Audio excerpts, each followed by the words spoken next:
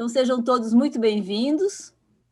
Nós vamos iniciar a nossa apresentação. Ela fica gravada depois. Então, se vocês quiserem compartilhar, no início da semana ela já está disponível. Nós temos um grupo no WhatsApp chamado Inbox com os PIs. Caso vocês queiram participar, é lá que nós disponibilizamos conteúdos de autoconhecimento, autodesenvolvimento, marketing digital, inovação,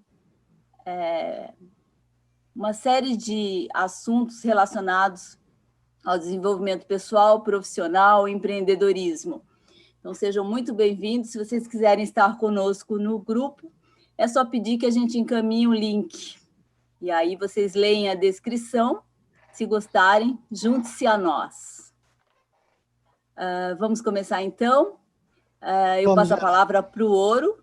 Te agradece bastante a presença de todos vocês. Agradecer o Paulo Moro pela apresentação de hoje, ter aceito o nosso convite. E eu creio que a maioria das pessoas aqui já conhece o Paulo, mas eu vou fazer uma pequena apresentação dele. O Paulo é administrador, com pós-graduação em mestre em administração, formação em governança corporativa, empresas familiares, conselheiro de administração pelo IBGC, consultor de organizações atuando em sucessão, governança, processo, profissionalização de empresas familiares, desenvolvimento organizacional, alinhamento de sócios, formulação estratégica, desenvolveu e conduz o programa Prisma, apoia a reflexão sobre experiências e vivências para o repensar da ocupação profissional voltada a pessoas a partir dos 50 anos. Aconselhador biográfico, professor na área de administração. Acredita que seja pelo desenvolvimento dos indivíduos e das organizações, deixa eu ver aqui, que teremos uma sociedade melhor e mais evoluída, que eu também acredito, compactuo com você, Paulo.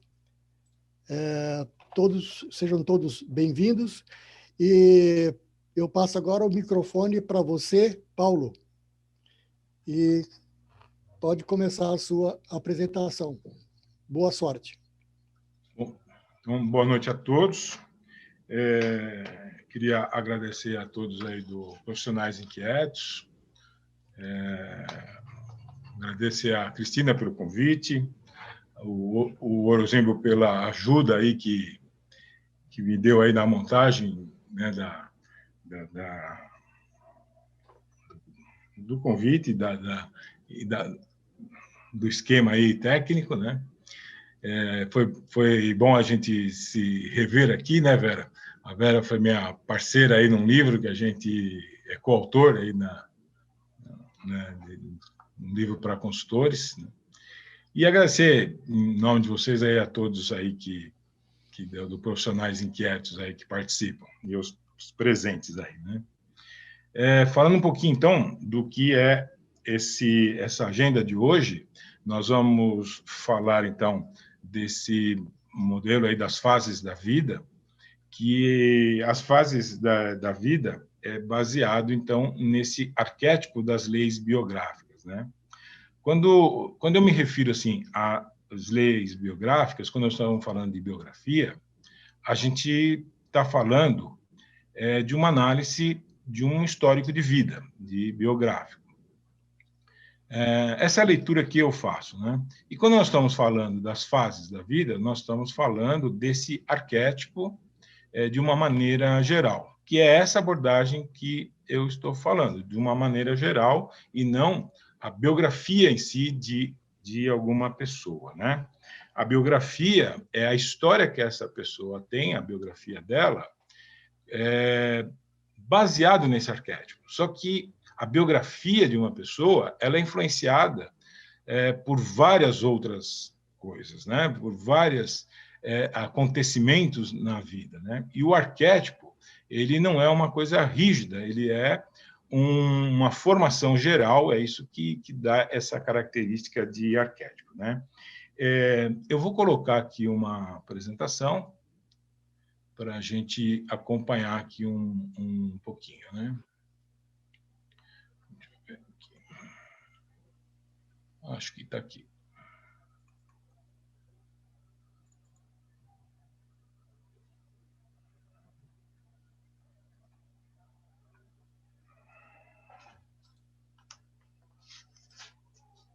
Ok, está compartilhado aí com vocês? Não, Paulo, você está compartilhando os arquivos. Tem que voltar lá, descompartilhar e compartilhar a apresentação.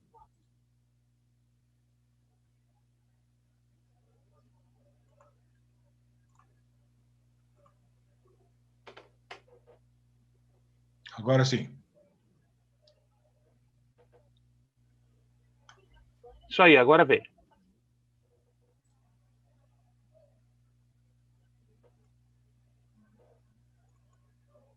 Ok? Ok. Show. Então, então, esse estudo biográfico, então, vamos enxergar dessa forma. Então, o que eu vou falar é desse arquétipo que dá essas fases da vida, né? Então, nós podemos olhar pela história que se apoderar do passado, e aí nós entendemos o presente, quando estamos olhando esse biográfico. Compreendendo esse presente, esse momento atual, a gente pode se preparar para fazer escolhas para o futuro, né? Esse modelo, então, das fases da vida e também a própria análise biográfica é muito amplo, né? Isso dá uma visão assim bastante diversa de toda essa dinâmica, toda a complexidade do desenvolvimento humano. E hoje, aqui, nós vamos estar olhando, né, uma perspectiva. Então, por qual janela nós vamos estar olhando essas fases da vida? É a janela da vida profissional. Então, nós estamos olhando como se estivéssemos pondo um gabarito nisso, né, e assim mesmo parcial, dos aspectos que estão ligados à nossa vida profissional. E aí, por que parcial? Porque eu também estou olhando aquilo que diz respeito às atividades com que eu trabalho, que o Orozimbo já me falou aí, me apresentou, né, que é esse aspecto ligado mais às empresas familiares, e também eu trouxe assim que características esses profissionais têm ligados ao modelo de aprendizado e também à sucessão, né? Uma das características um dos trabalhos que eu uso, que eu olho essas características biográficas, e aí sim biográficas, porque nós vamos olhar o passado da pessoa, por exemplo, no alinhamento de sócios.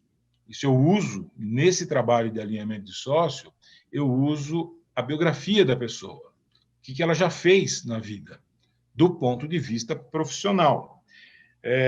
Também no prisma, né, que é olhar toda a experiência, toda a história que a pessoa teve profissionalmente, e aí também não só profissionalmente, mas toda a experiência de vida, que vai ajudá-la a interpretar o seu potencial para uma nova reflexão, uma reflexão sobre uma nova carreira, né? E também como professor, né? Alguns aspectos é importante entender o raciocínio do jovem, de como ele age, ele se reflete, né? Então, hoje, a gente vai olhar as características gerais desse arquétipo, de uma maneira superficial, claro, né? Um pouco desse comportamento do líder, um pouco de como nós aprendemos, a maneira como a gente usa para aprender, né? A forma, né? Alguns tipos de atividades, como isso muda ao passar de essas fases, e um pouco de como se conversa com o tema sucessão, como que isso se dá em algumas dessas fases da vida, né? Então, vamos olhar um pouquinho esse modelo geral, essa visão panorâmica, né, Então, vamos imaginar aqui uma régua das idades. E essa visão, que ela foi desenvolvida por Steiner, junto com o Liverhood, Bernard Liverhood, isso na Europa, depois vindo aqui para o Brasil na mão da doutora Gudrun, que é a responsável pelas escolas de formação biográfica. Aqui eu tive a satisfação do curso que eu fiz, foi coordenado por ela, então, e aqui no grupo aí tem a Cíntia e a Meire, pelo menos, que também fizeram essa formação com ela, né? Tivemos esse privilégio de ser com a própria doutora Gudrun, que trouxe essa metodologia para o Brasil. Então, essa metodologia enxerga esse arquétipo de 7 em 7 anos como cada unidade, vamos dizer, desse estudo, né, das fases da vida. E aqui, agrupados, né, de 3 em 3, formando cada grupo que nós demos o nome aí de primavera, verão, o outono e o inverno. Cada um, então, desse período, né, tem, né, uma função importante no desenvolvimento da pessoa. Né? Então, cada período de 7 anos chamamos de setênio. Então, durante a vida, nós temos uma curva de desenvolvimento biológico.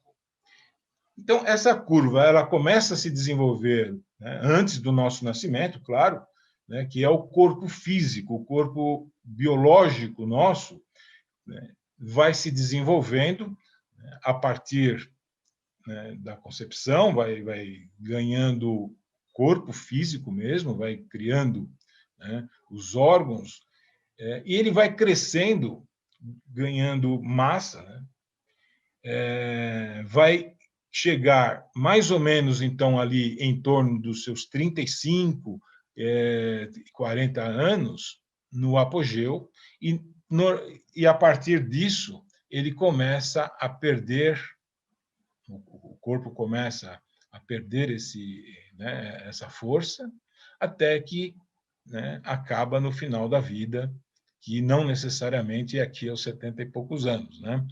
Estão dizendo, né, que já está vivo aí, né, a criança que, quando adulto, vai viver mais de 120 anos. Né?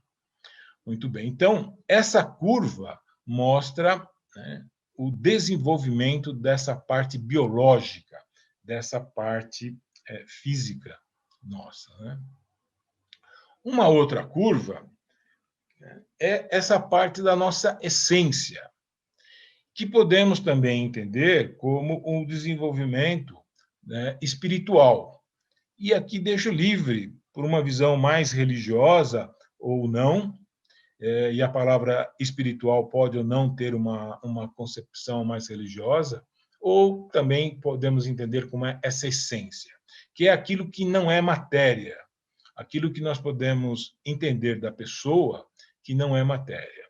Então, quando nós nascemos no início, podemos entender como não temos nada de matéria, nós somos puramente essência. Né?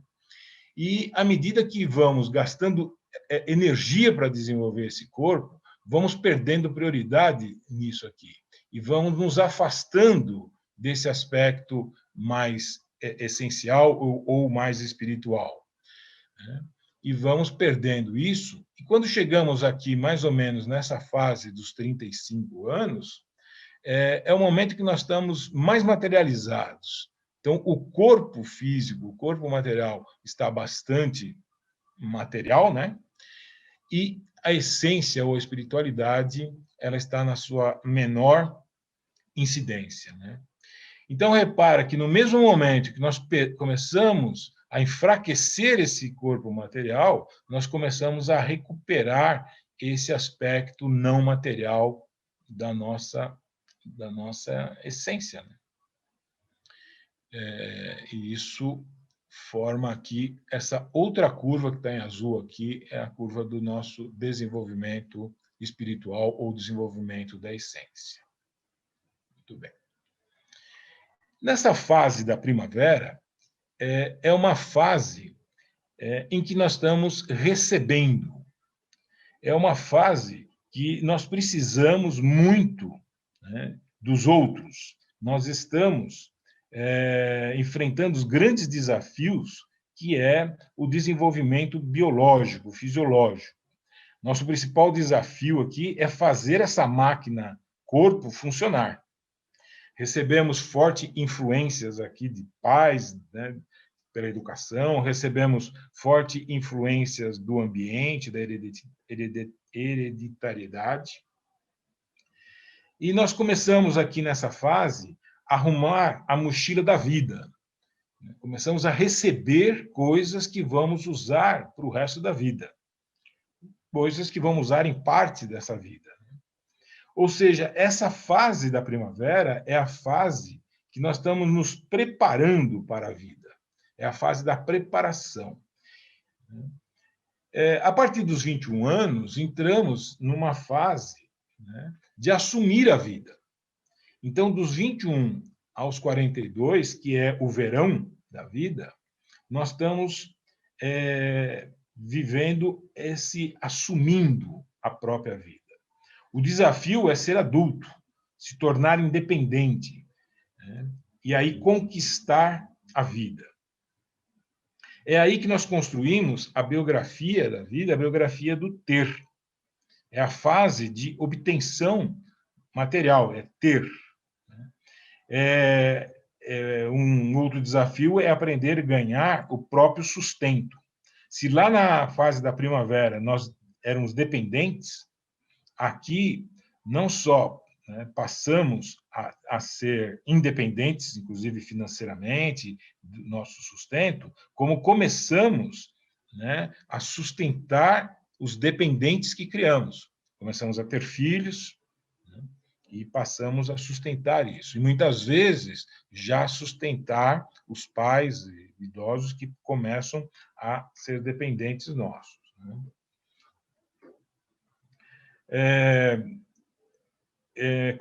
Nessa fase também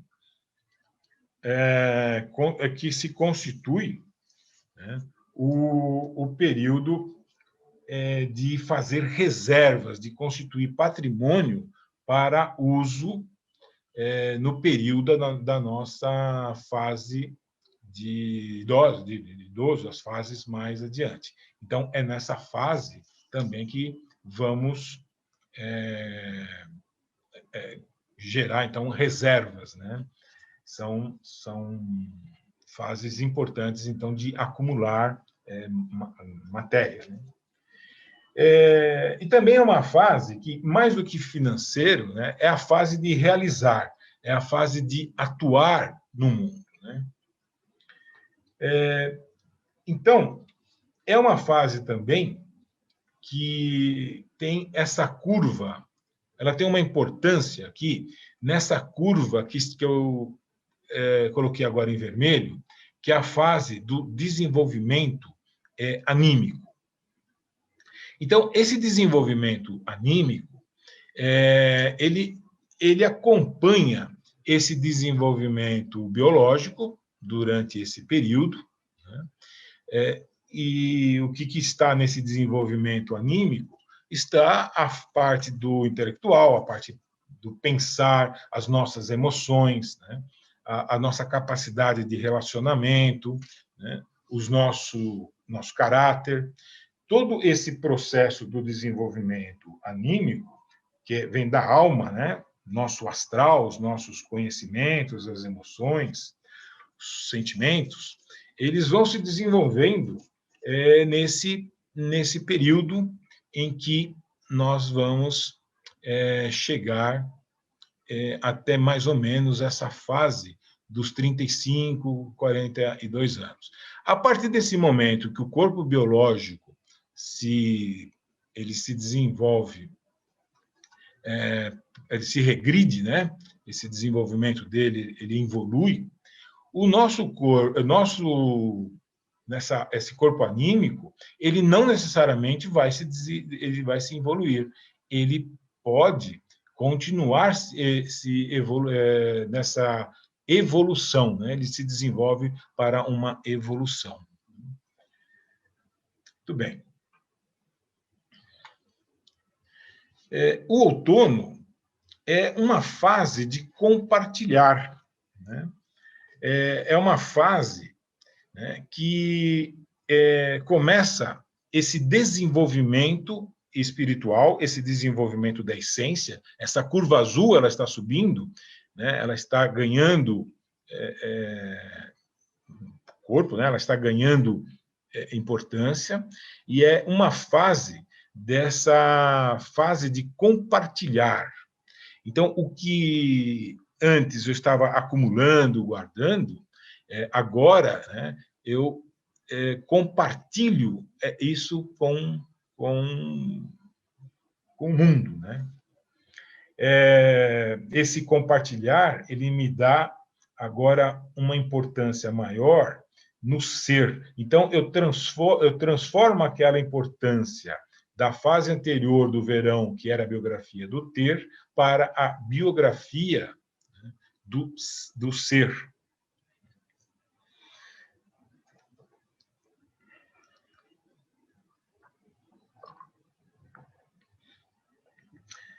É uma fase, esse período dos 42, né, até os 63 anos, mais ou menos, é a fase da plenitude da vida. É a consciência, é a fase da consciência da missão de vida, né? E a força física e biológica em queda, ela permite que se priorize, então, essa outra parte nossa que não é física, que é essa parte mais essencial. É um período da própria autoconquista e não mais aquela conquista no mundo, aquela conquista externa, mas uma conquista própria, né? E ela vai permitir essa plenitude de ser humano. E aí, nós vamos, então, nesse período chamado do inverno, que é o período da liberdade. Então, liberdade de todas essas leis biográficas. É uma liberdade de viver a própria essência, né? De dividir esses frutos, de dividir, vamos dizer assim, aquilo que eu me transformei durante a vida. Então, é uma fase do desapego, de doar, né? E esse doar é bastante amplo, né? Doar não só aquilo que eu acumulei de material, porque aquilo lá você vai doar, queira ou não, num dado momento, mas doar aquilo que eu me tornei durante a vida, né? Como eu entrego isso no mundo, né? Então, eu queria agora comentar com vocês um pouquinho de cada um desses setênios, desses períodos de 7 em 7 anos, né? Começando, então, aí pelo primeiro setênio. Deixa eu só ajustar aqui a tela aqui para eu poder trabalhar aqui melhor com vocês. Então, o primeiro setênio, né, ele é um setênio de chegada no mundo. E a visão que a pessoa que está chegando no mundo tem é a visão que o mundo é bom. Essa é a visão que a criança tem e ela precisa ter isso. O mundo é bom. O mundo que está me recebendo é um mundo bom. Afinal de contas, eu estava tão bem onde eu estava, né, quando eu cheguei no mundo, espero que continue tão bem assim, né? E é um período de muita fantasia. Como é que é o meu processo de aprendizado nesse período desse primeiro setênio? Esse aprendizado é por imitação, porque eu não tenho nenhuma referência externa, eu não tenho nenhuma referência interna, ou seja, não tenho qualquer referência. O meu aprendizado vai ser pelo que aparecer. Então, eu vou ser uma esponja e aprendo pelo que eu vejo. Então, é bem a imitação. Algumas coisas ligadas à sucessão, que é importante nesse primeiro setênio, que é do 0 aos 7 anos, é a gente pensar o seguinte: o mundo é bom. Qualquer coisa que não for boa nesse momento, ela é muito forte. Sabe, esse negócio que a gente fala assim para uma criança muito pequena, não é muito interessante, por exemplo, ela vê no noticiário coisas de crime, de acidentes. Ela se impressiona, tem pesadelo à noite, não é verdade? Porque aquilo é muito forte para ela. Então, aquilo que para nós é muito pequeno, pequenos fatos, que para nós não é grave, para uma criança pequena, de 4, 5 anos, mesmo que inconscientes, aquilo marca muito. Então, você imagina o pai empresário chegando em casa e falando dos problemas da empresa. Um problema de uma briga que teve, um problema com o empregado, um problema com o imposto, o problema que ele teve na empresa. Aquilo para uma criança é muito forte. Aquilo não é um mundo bom. E aquilo se repete. A criança vendo, associando o trabalho, associando a empresa, associando o trabalho como uma coisa ruim. Então, a gente escuta, nos trabalhos de sucessão, um sucessor dizendo: os meus filhos não se interessam pela empresa, eles foram se interessar por outras profissões, não querem dar continuidade à empresa. Mas como que foi que eles aprenderam o que é a empresa? Uma coisa ruim. Uma coisa que, mesmo que é inconsciente, isso, porque eles eram muito pequenos para ter essa consciência, mas ficou que era uma coisa ruim, porque no imaginário, na fantasia, eram coisas ruins. Voltando um pouquinho a falar desse negócio da fantasia, a fantasia nessa fase da criança é muito bom, porque isso vai ajudar que mais tarde ele seja uma pessoa criativa quando adulto. Essa fantasia é uma matéria-prima, vamos chamar assim, para um período mais tarde de ser pessoas criativas, inovadoras.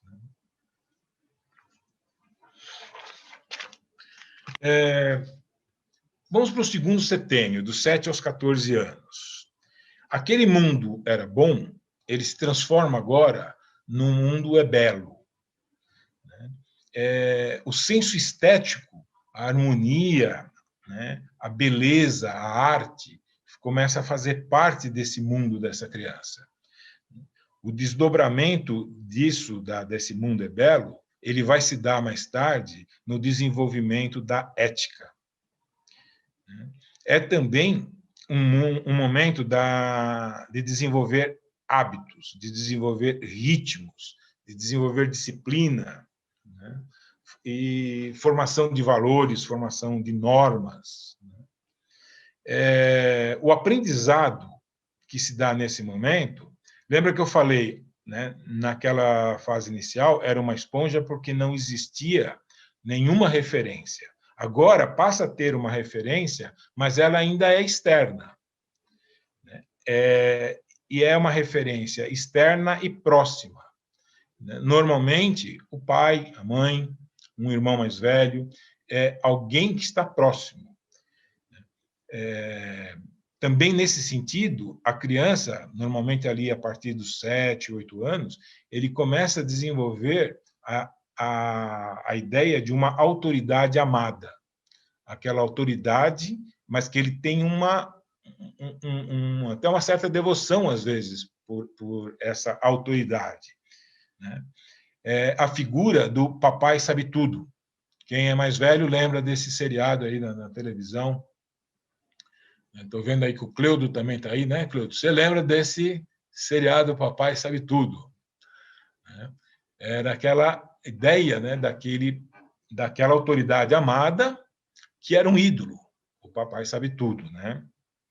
Então, esse é o processo de aprendizado, né, da criança. O que veio dali é certo, é verdadeiro. Né? Aptidões, né? É o fim da fantasia. É a hora que a criança sabe que Papai Noel não existe. Nesse período, cai essa visão aí do fim da fantasia. E começa a entrar nesse mundo da fantasia o raciocínio mais concreto, a memória, né? O raciocínio próprio, o pensar mais conceitual. Aos 12 anos, normalmente, tem uma ideia, né? Um vislumbre da carreira, da profissão. E vem aquela pergunta assim, né? O que eu vou ser quando crescer?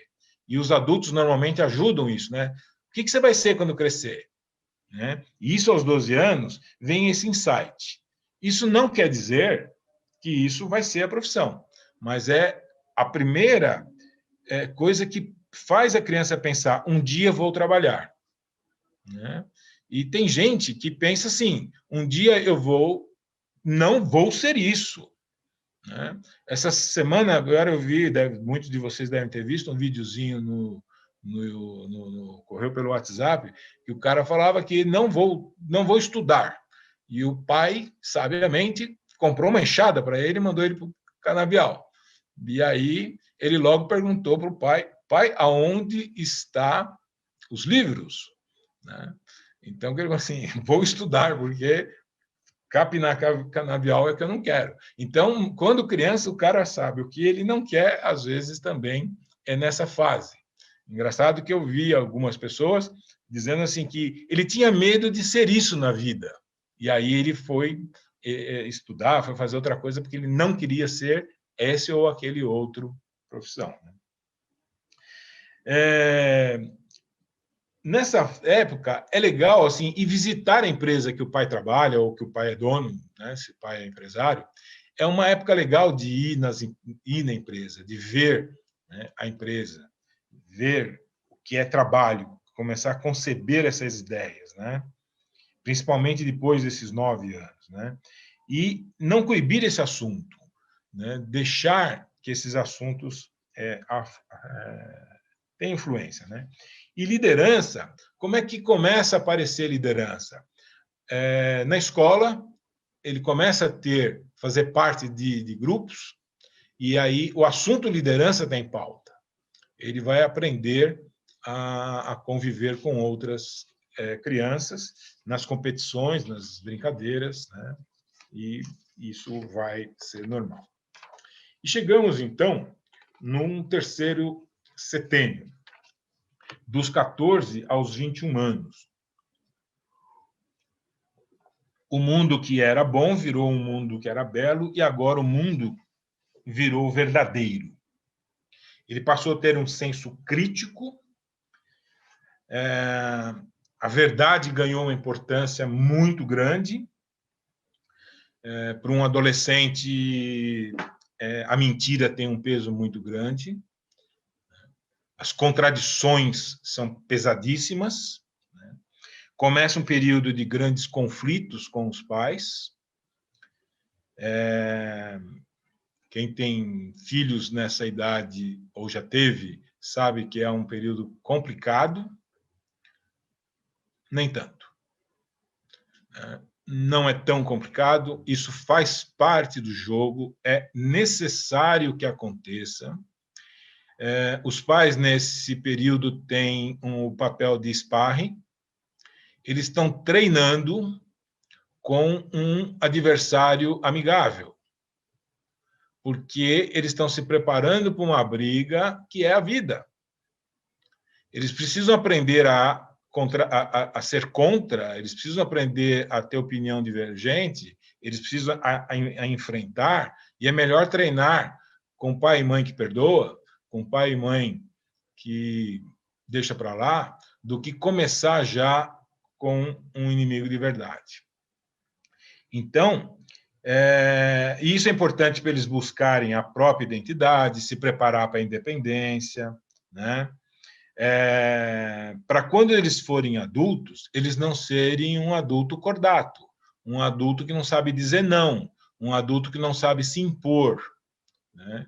Então, para que eles tenham uma opinião própria, que, quando for preciso, eles briguem, né? Então, é o começo dessa situação. E, normalmente, essa briga não é física. Então, é uma briga de argumento, é uma briga de opinião. Então, eles vão estar treinando a argumentar, eles vão estar treinando contrariar argumentos. Isso é bastante importante.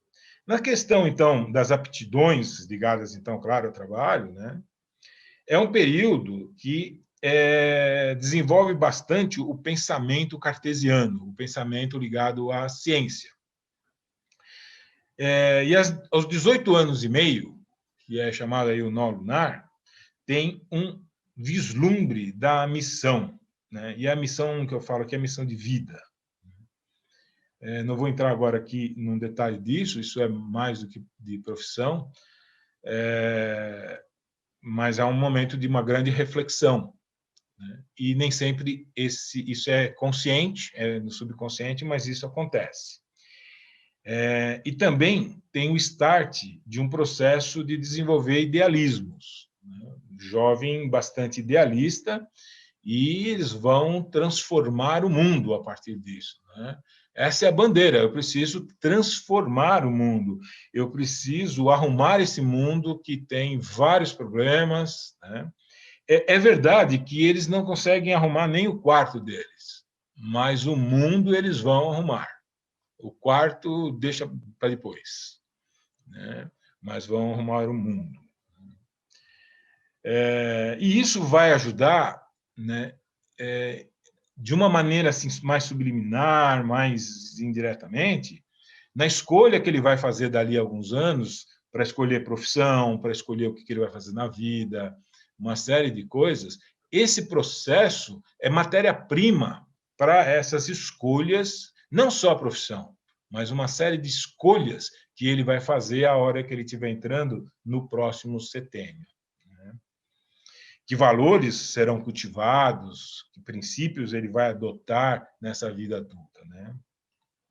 Quanto à liderança, qual é o papel que ele vai exercer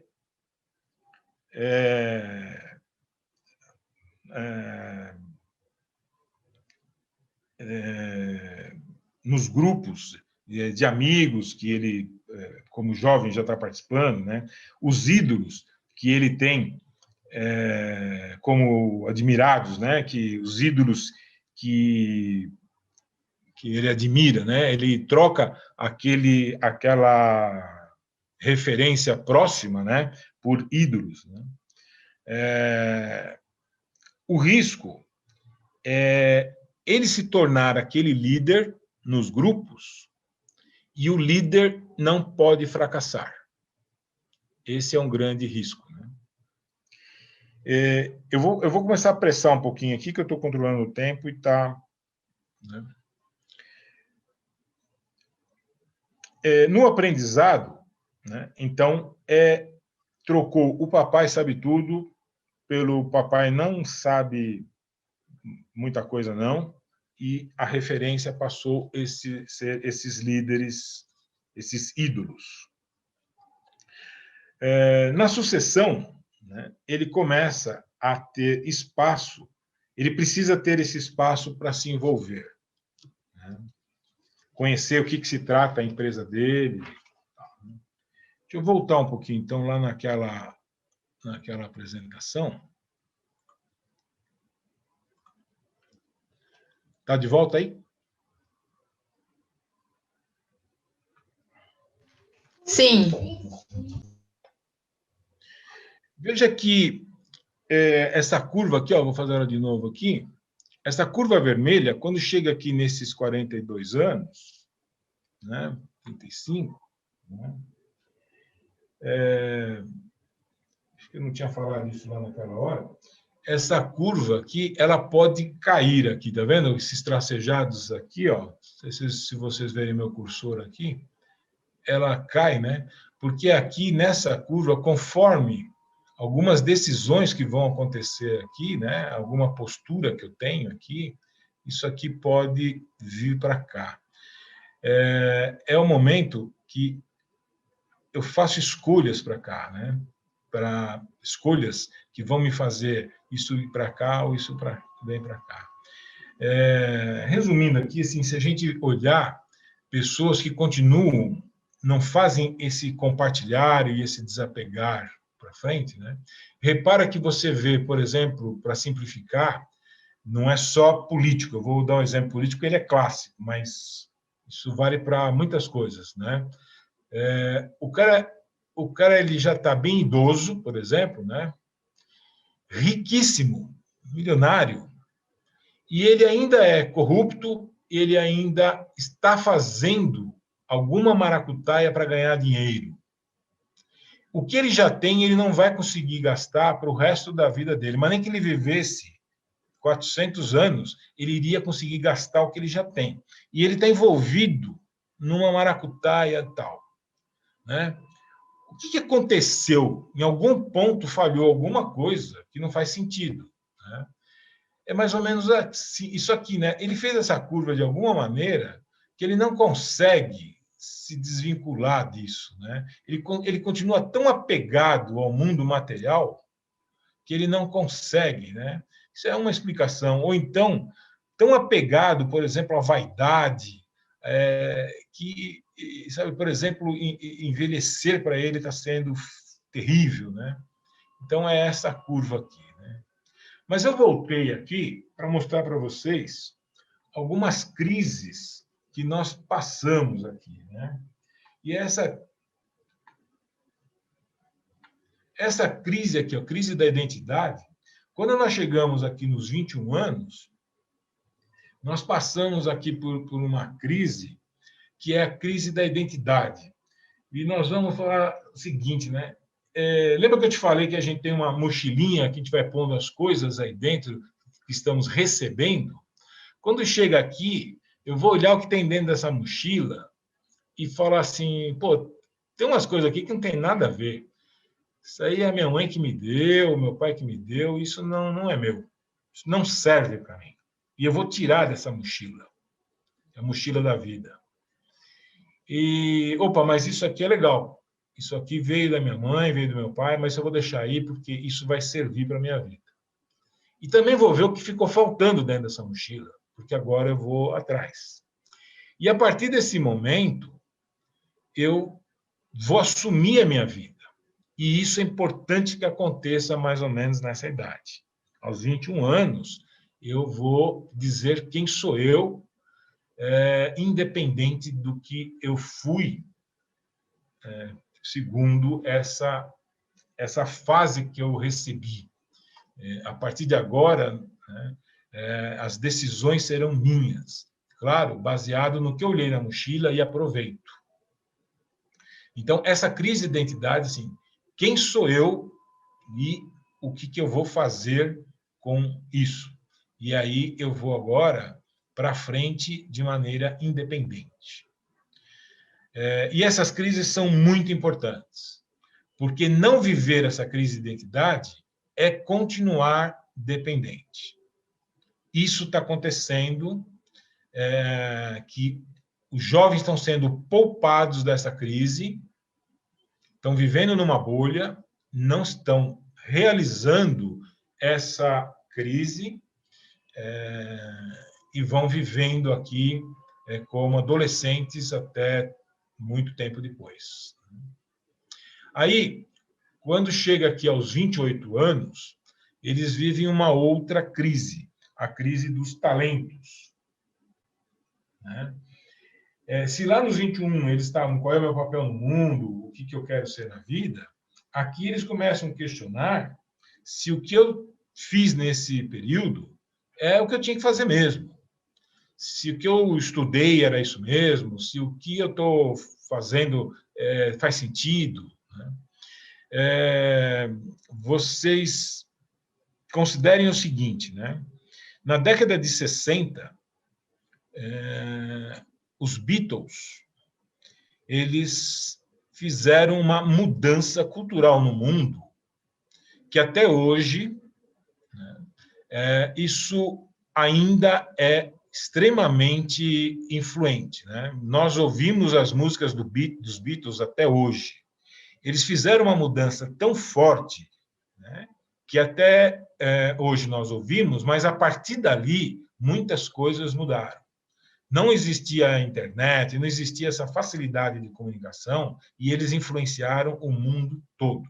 4 garotos, né, sem todo esse poder de penetração da comunicação, eles conseguiram fazer essas mudanças todas.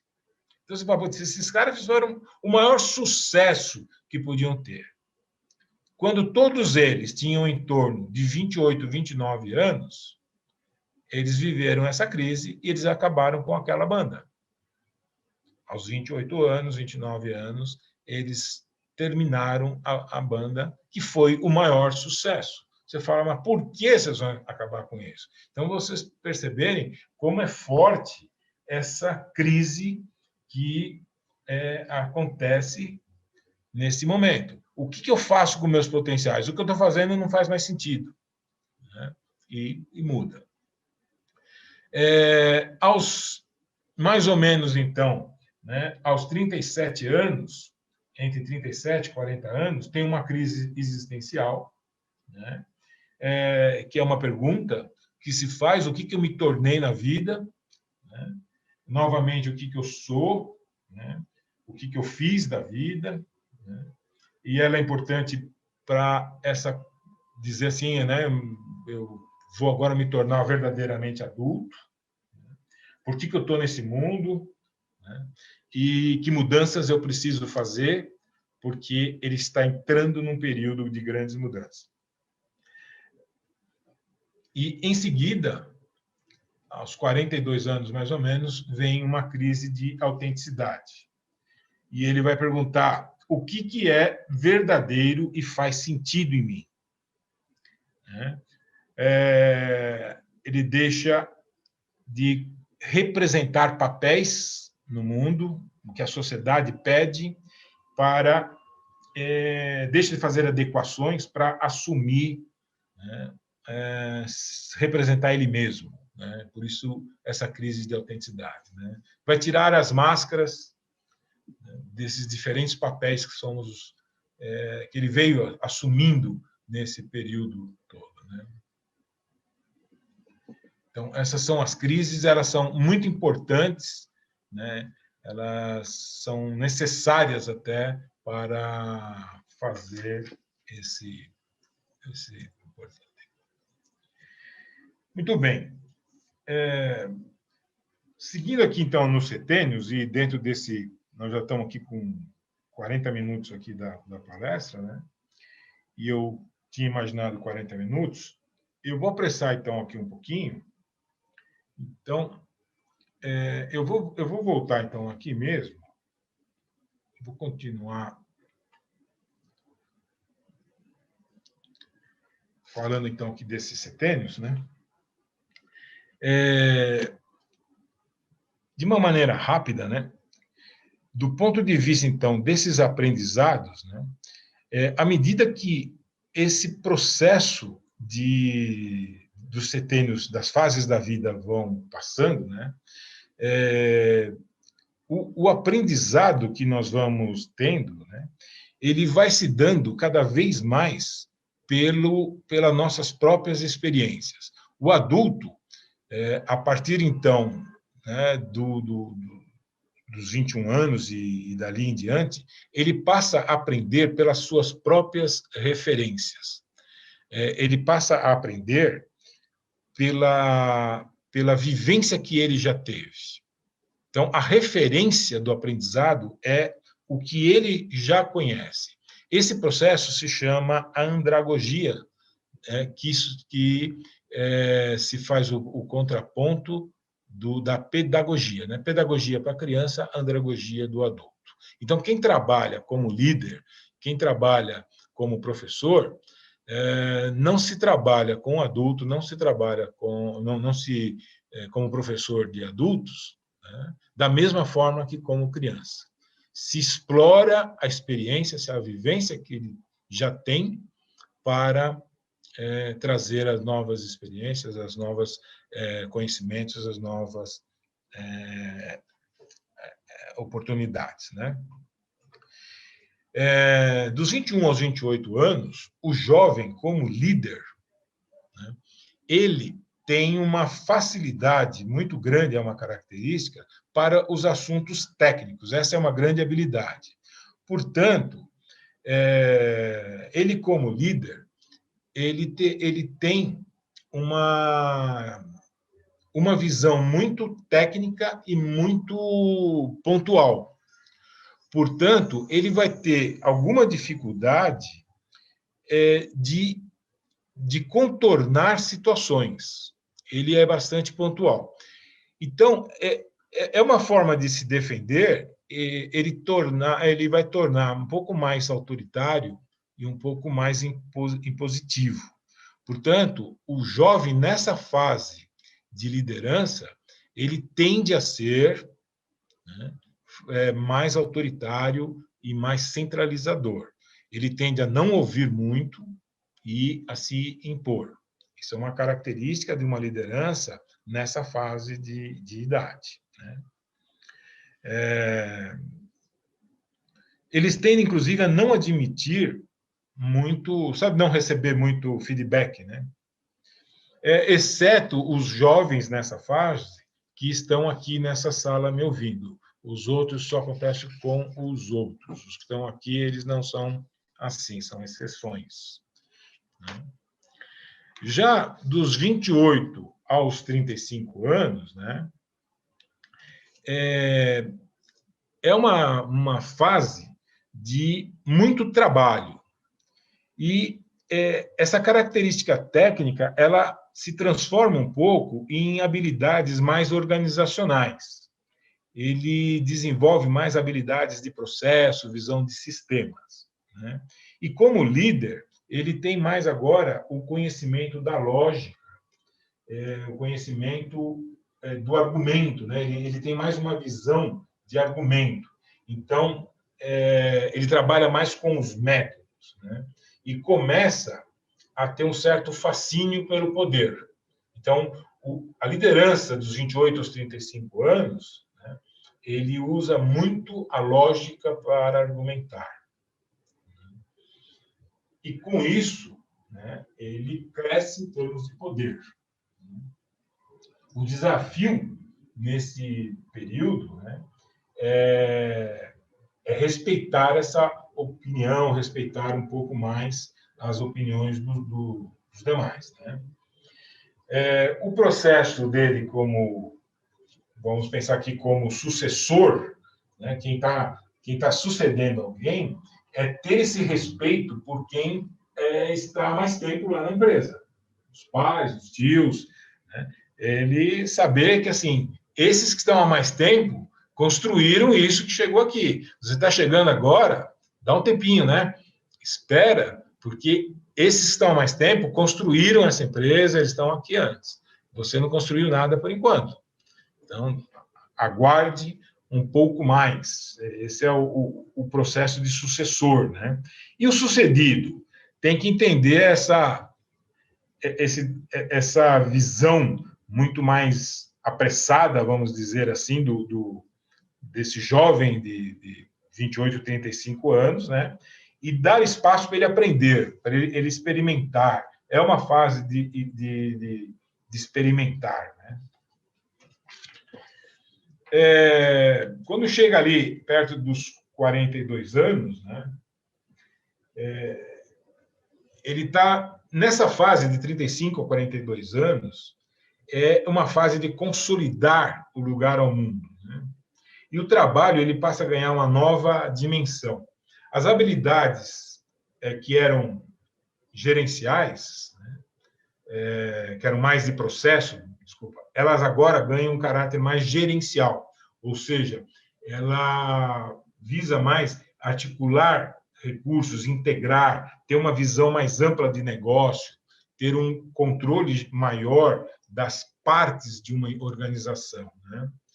E ele começa a se afastar das questões mais operacionais. Isso deixa de ser tão agradável, né? Começa a ter um questionamento de carreira e lembra que ele entra naquela questão existencial e de crise de autenticidade, né? Como líder, ele começa a discernir mais pela experiência que ele tinha do passado. Chega no momento de compartilhar mais o seu conhecimento, ele está entrando agora vai entrar naquela fase do outono, né, de compartilhar. Então, ele começa a compartilhar, a delegar, a orientar. Como sucessor, ele tem o desafio dele como sucessor, o futuro sucessor, é conquistar a confiança, né, daquele que vai ser sucedido. É permitir que aquele a ser sucedido perceba que pode contar com ele, que ele está se preparando para substituir. E ele, como sucedido, né, permitir, então, que essa relação dele com o sucessor seja suave, que não seja competitiva, de atritos. Eu vou perguntar, então, para o Oruzimbo aí, se encerra por aqui, se estica um pouquinho o tempo para dar alguma concluída aqui. Paulo, fica tranquilo. Você pode completar os seus 7 setênios aí, por favor. Entrando agora aqui no setênio, né, que entra no outono, né, que é dos 42 aos 49, é o primeiro setênio do outono, começa a biografia do ser, né?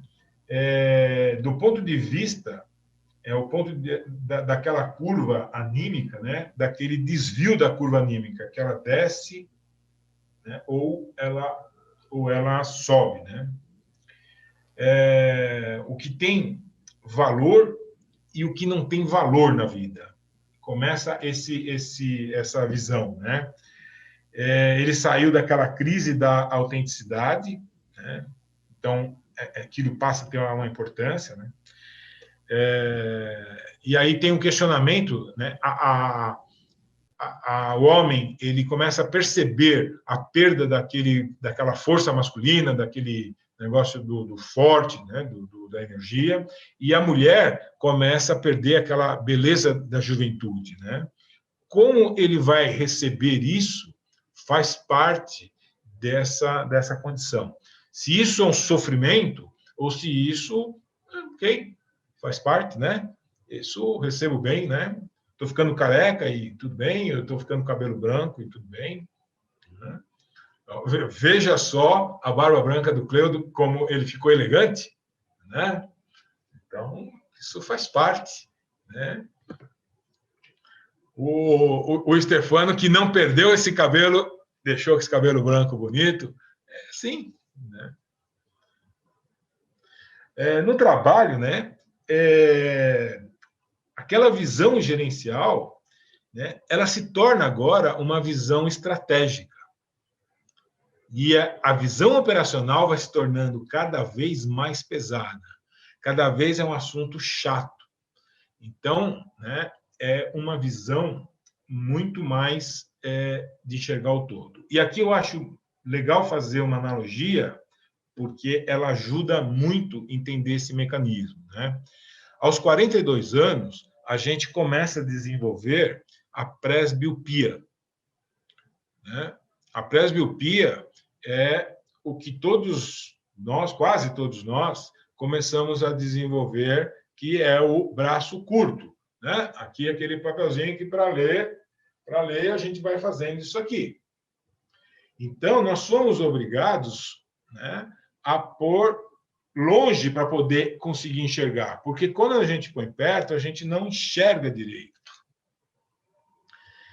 Quando colocamos aquilo que queremos enxergar longe para poder olhar melhor,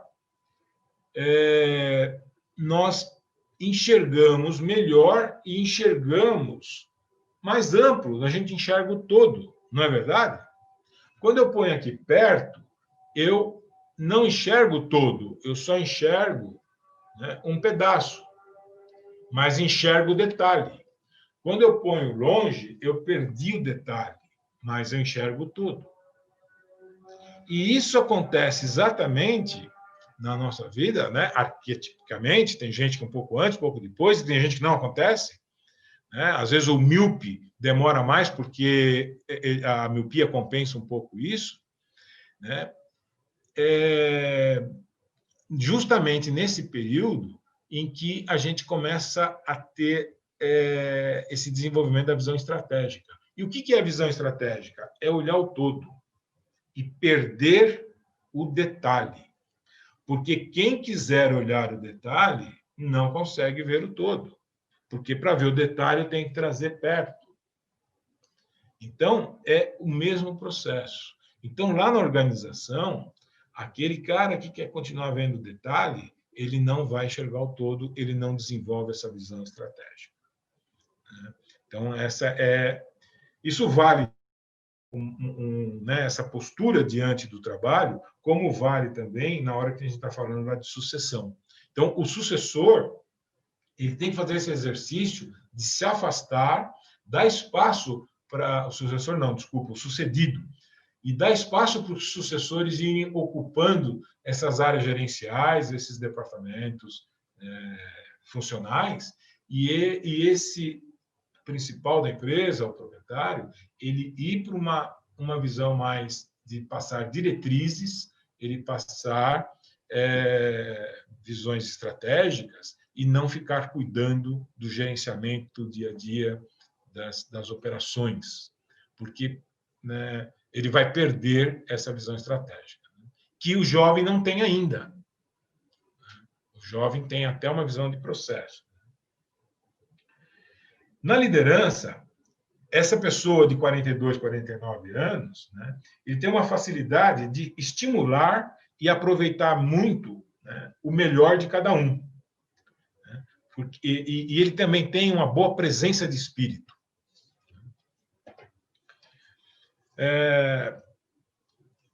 Passando aqui para o período do 8º setênio, dos 49 aos 56 anos, ele adquire uma postura mais inspirativa, que é inspirativa e inspiradora também, como líder. Ele desenvolve agora sabedoria, paciência, uma atitude mais contemplativa da vida, um equilíbrio. E aqui é interessante, assim, equilíbrio, disciplina, ritmos. Ele vai encontrar um novo ritmo de vida, uma nova disciplina de vida nesse período. Ao chegar aos 56 anos, que é o final desse setênio, ele deve estar com um novo ritmo de vida. E ele vai estar espelhando, ele vai estar replicando o que foi lá o 2º setênio, que a criança dos 7 aos 14 anos deve adquirir ritmo, disciplina. Ele vai estar espelhando esse período. O trabalho nesse período não deve ser mais um fardo emocional. Isso é pesado se for um fardo emocional. Pode até ser um trabalho ainda pesado, dependendo da atividade, mas não emocional. Não pode ser desagradável trabalhar. Né? Deve ser uma coisa prazerosa, deve gostar do que faz. Ele vai estar olhando o todo, né? Como empresário, é necessário que ele comece a dar espaço. Como líder, então, ele é um líder mais inspirador.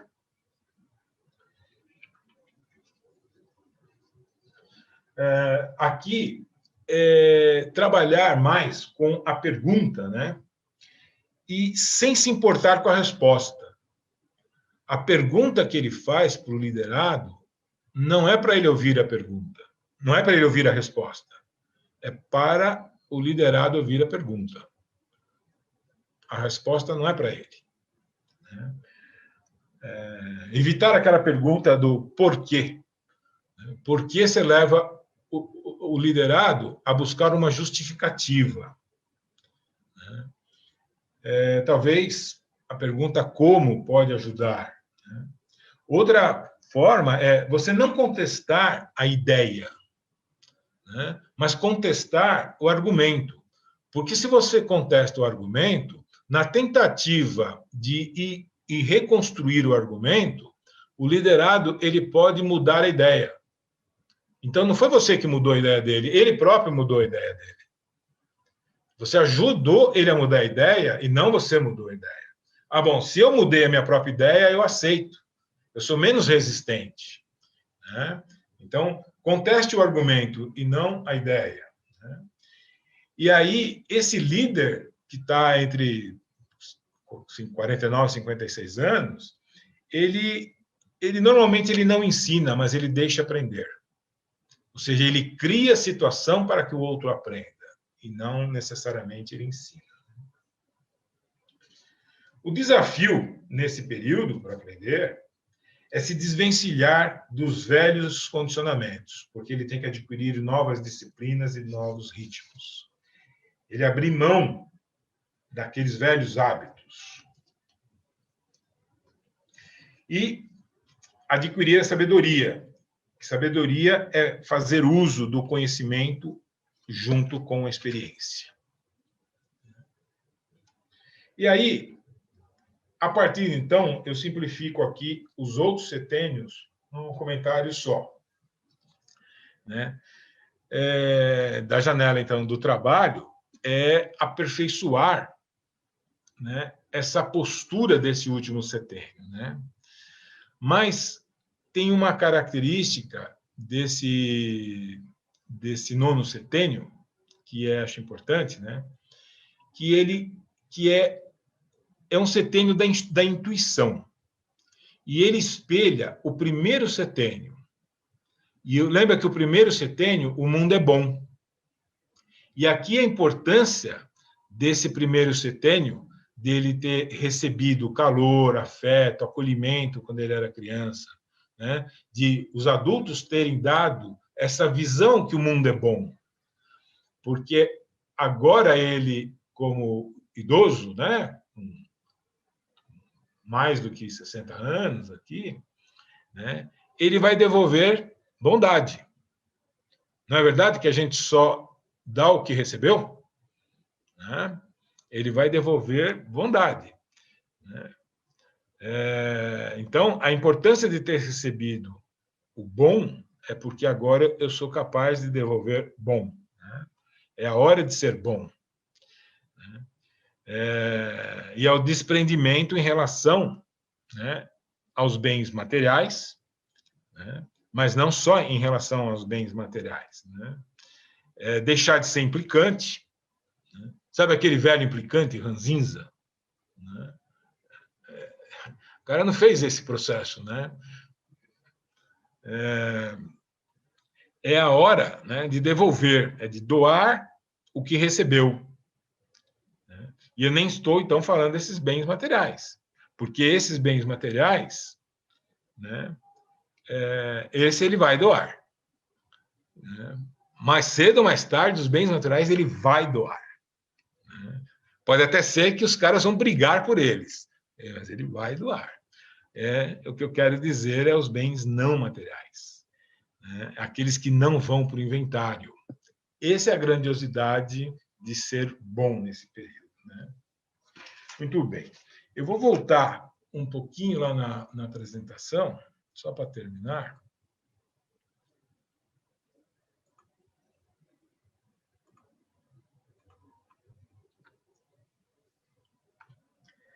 Eu queria ler essa poesia aqui, que ela resume essas fases da vida. Então, essa poesia é assim. Cheguei. Meu corpo se forma e o mundo me recebe. Outros encontrei.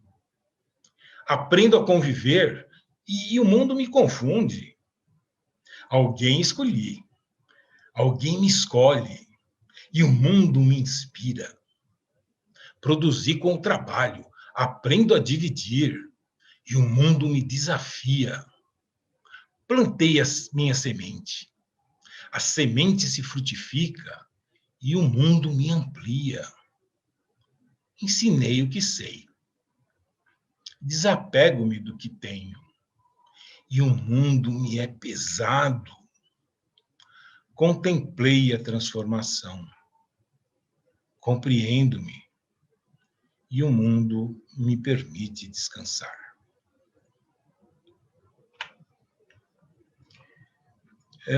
Eu trouxe aqui alguns livros que são... Depois eu vou passar isso para o... Vai estar junto com o vídeo aí, né? Vou passar isso direitinho. São esses 3 livros, falam... Esses 2 primeiros aqui, Assuma a Direção da Carreira e Assuma o Comando do Seu Destino, tem a ver mais com essa parte, assim, mais... O primeiro, bem de profissão, né? E esses outros 2 aqui, então, mais do destino, assim, da vida como um todo, né? Esses outros 2 aqui falam da parte do inverno, né? Da fase do inverno. Então, é o Livres na Terceira Idade, os 2 são da doutora Gudrun. Esse último aqui, A Vida Após os 80 Anos, é uma pesquisa que ela fez, como vivem as pessoas após os 80 anos. E esses aqui, os 2 primeiros aqui, sobre crianças, né? Os 3 primeiros anos da criança é bem interessante. E o terceiro livro aqui, os primeiros 7 anos o primeiro setênio, né?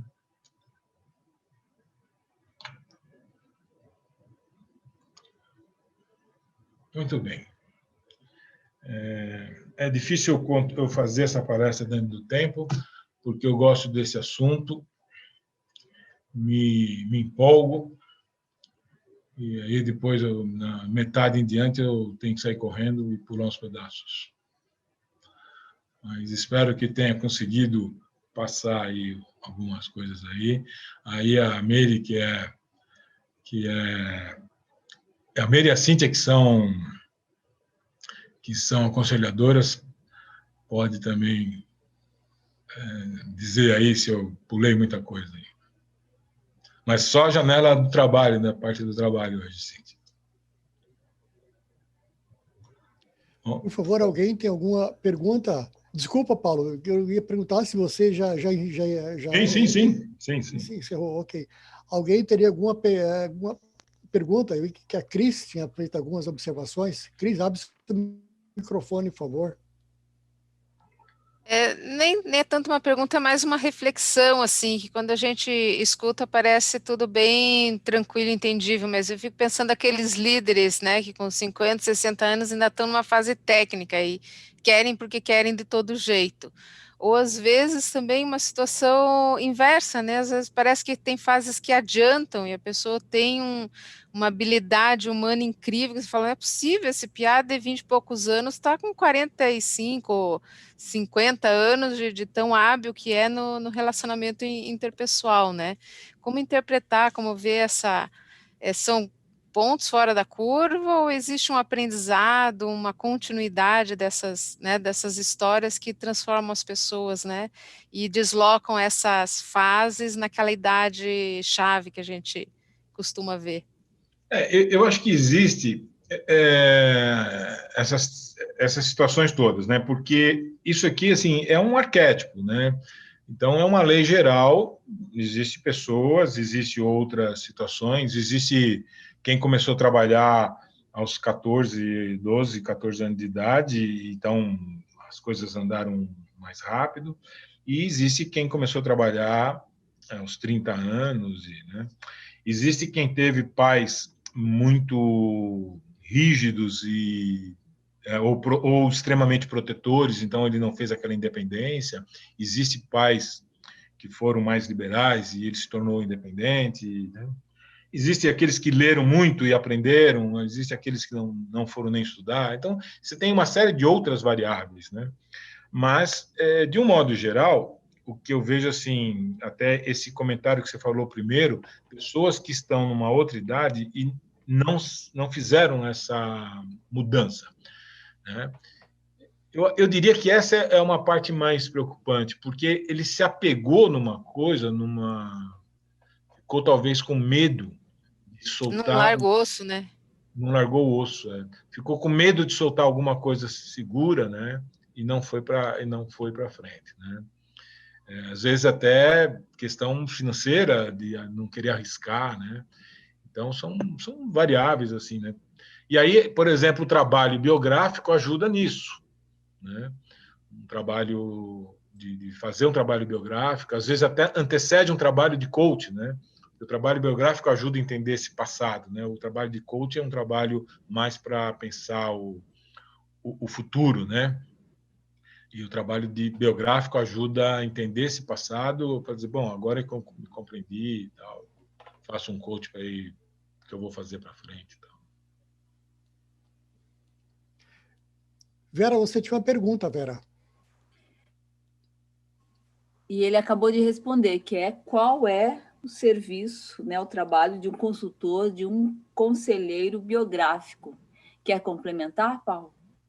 Então, o trabalho do aconselhador biográfico, ele pode ajudar para resolver uma questão, ou compreender, não resolver, mas compreender uma questão, ou não necessariamente uma questão, mas fazer um resgate de todos esses fatores que a pessoa teve durante a sua vida e entender certos bloqueios, certos medos, certos traumas que a pessoa possa ter passado, ou não traumas.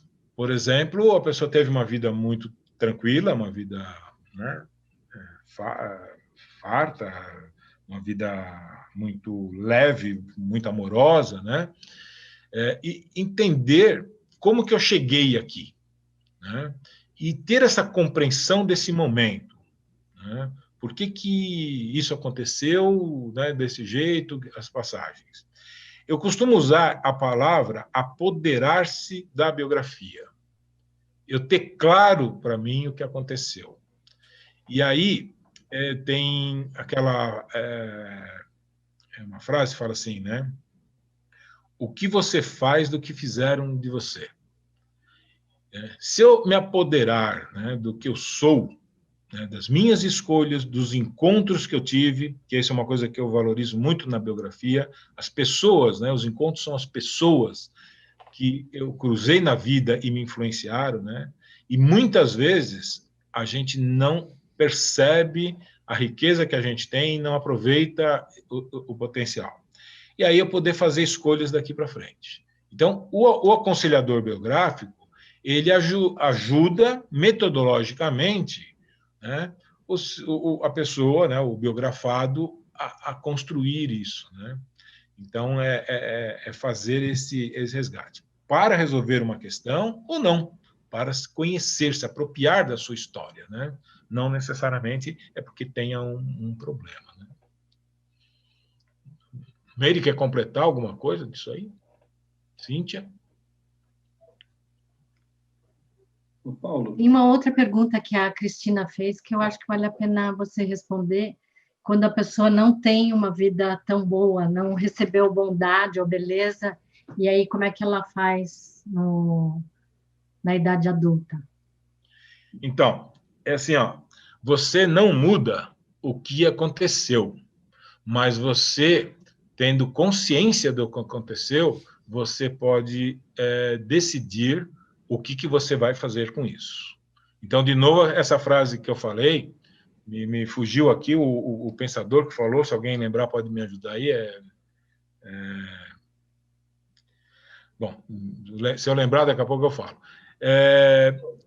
Paulo, não seria assim, Paulo, acredito, ver se eu consigo ser isso. Você não pode mudar o seu passado, mas você pode mudar a maneira como você olha o teu passado. A frase é assim: o que você faz do que fizeram de você, né? Você fala assim, ó, eu sei, né, que eu poderia ter tido isso, seria mais fácil para mim, né? Bom, ok, eu não mudo isso, isso já aconteceu, mas eu posso escolher daqui em diante, né?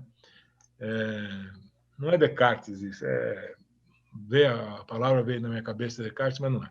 Então, se você tem essa consciência, você pode fazer escolhas, né, a partir dessa consciência, né? Tem uma outra frase que ajuda também a pensar nisso, assim, né? A dor é inevitável, né? O sofrimento é uma opção. Não sei se eu respondi, Cristina. Paulo, Oi. Sim.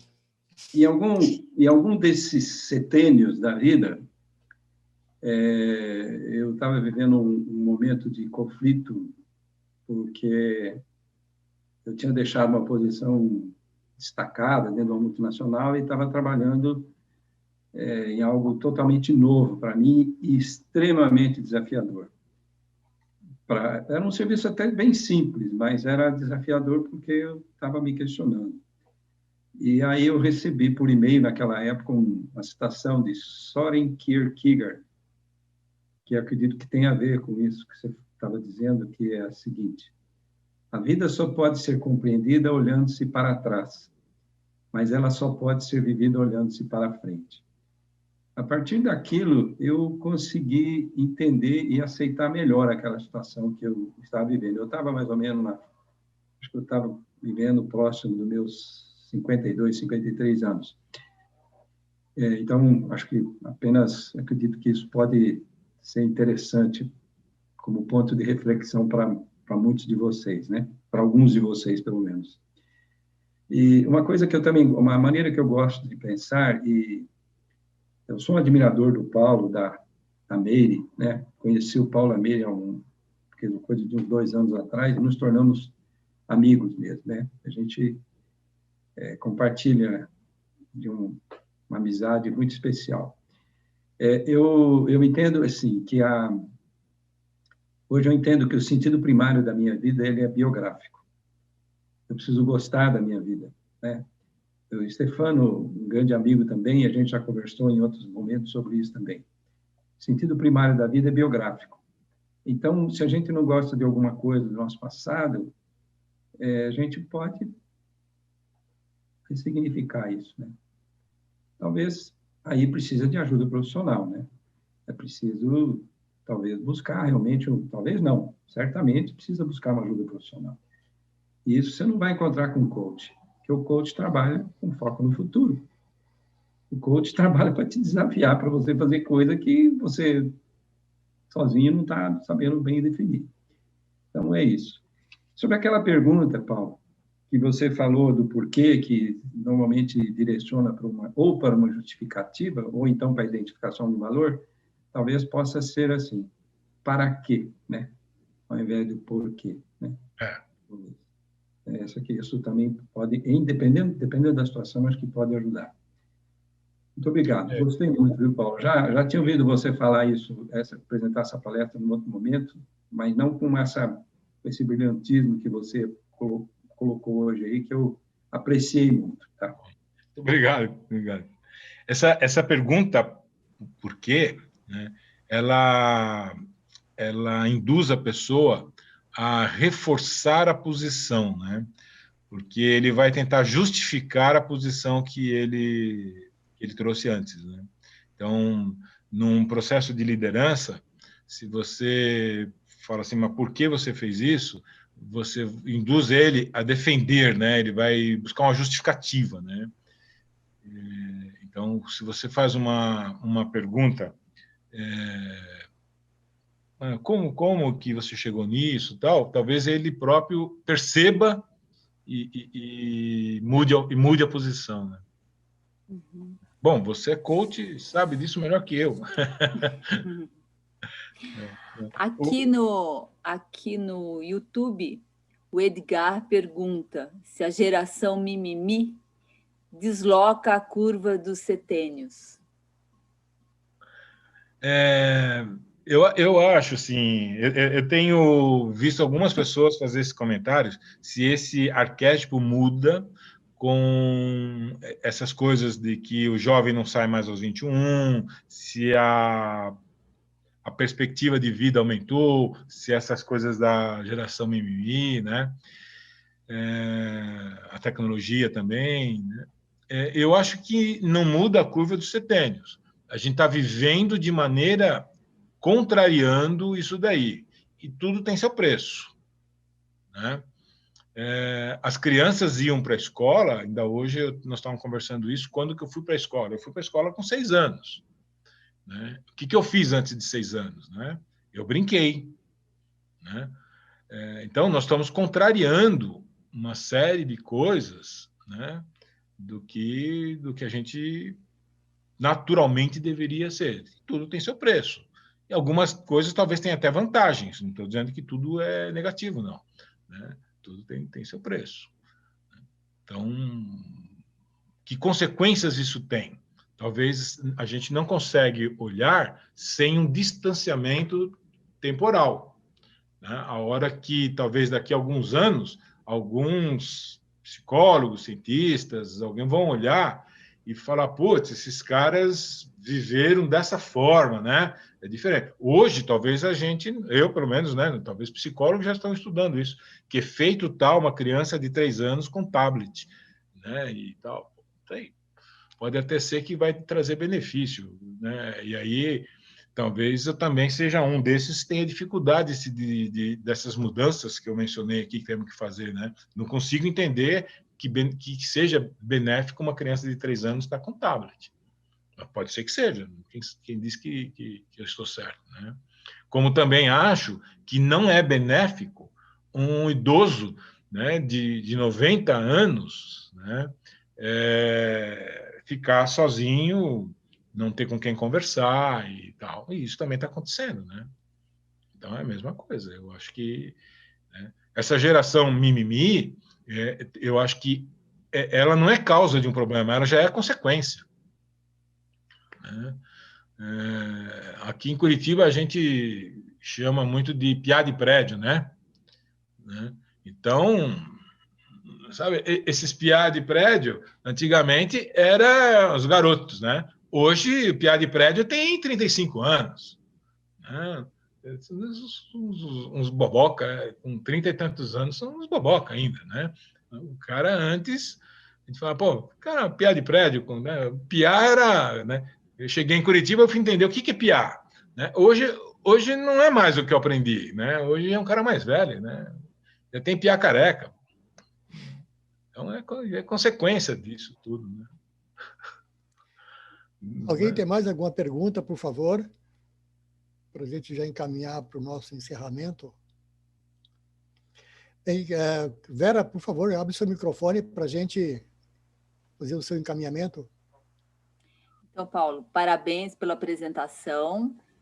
Estamos, assim, todos refletindo, né, sobre os setênios, né, onde estamos, né? Eu fiquei muito feliz de saber que eu estou na fase do compartilhar, agora que eu entendi porque eu compartilho tanto.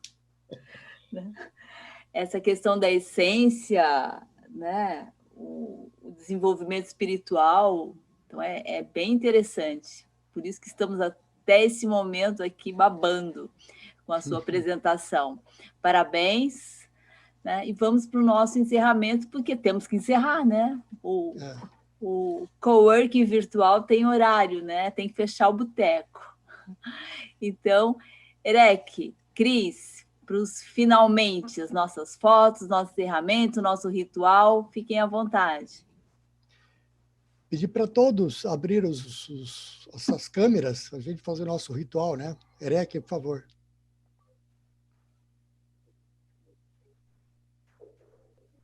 Pessoal, enquanto a turma está abrindo as câmeras, a gente faz esse tchauzinho para fazer inveja ao pessoal que não conseguiu assistir, para avisar para eles, ó, venham ver lá no YouTube, porque está valendo, né? Então, a gente tem faz também esse vínculo com a turma lá do grupo do WhatsApp, para que eles se sintam também, a gente dá um tchauzinho para eles, olha, estamos pensando em vocês aí que não puderam estar presente hoje, por isso que a gente pede para essa abertura de câmeras e tudo mais, né?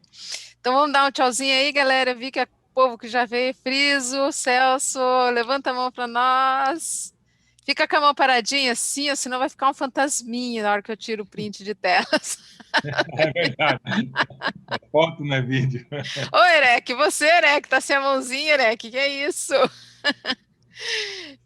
Então, eu queria aproveitar e convidar vocês que no dia 3 de dezembro nós vamos encerrar o nosso cowork virtual desse ano, esse nosso modelo, vamos fazer umas férias ali no finalzinho de ano, todo mundo tem muito compromisso, né, entre Natal e Ano Novo, mas nós vamos encerrar com chave de ouro, vai haver um evento com um vinicultor, aliás, vinicultor não, uma pessoa que vive de vinhos, né, ele é um brasileiro que hoje está morando no Chile, fez toda essa trajetória dele, mudou a vida, foi trabalhar com turismo de vida, de turismo de vinho na vida, daí veio a pandemia, como é que você faz turismo num ano de pandemia? E ele achou uma solução e vai compartilhar com a gente nesse dia 3, o que é viver de turismo do vinho durante uma pandemia, e depois, para quem quiser, a gente vai ter também uma experiência aí de vinho, de formar o próprio blend, pode ser um grande evento também de meditação, né? De você apreciar o vinho